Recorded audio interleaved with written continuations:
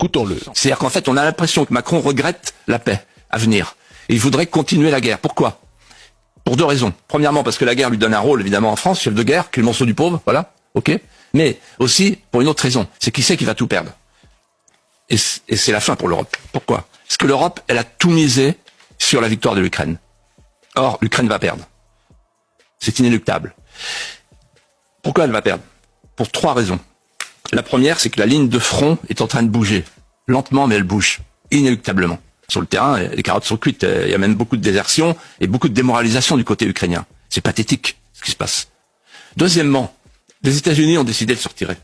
Troisièmement, et surtout, on vient de l'apprendre, c'est drôle, parce que j'allais vous dire, et là, maintenant, à mon avis, les jours de Zelensky sont comptés.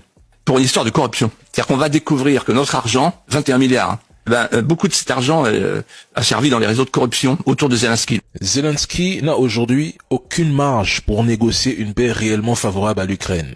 Et, au fond, à quel moment cette guerre entre dans le champ des responsabilités directes de l'Union européenne ou de l'OTAN?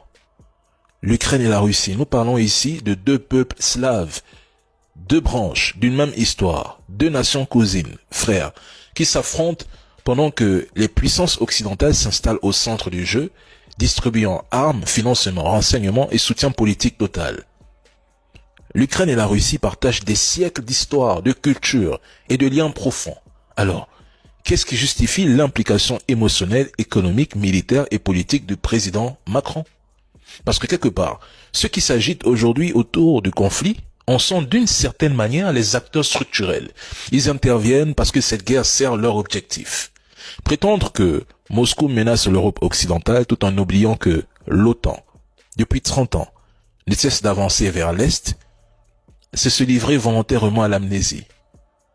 Un Ukrainien et un Russe, même s'ils ne se sont jamais rencontrés, peuvent presque se comprendre, sans traducteur. Ils reconnaissent les mêmes chansons populaires, les mêmes proverbes, les mêmes blagues héritées des mêmes récits. Ils partagent un socle culturel qui dépasse les frontières politiques. À l'inverse, un Ukrainien et un Français, même s'ils s'apprécient humainement, n'ont presque rien en commun.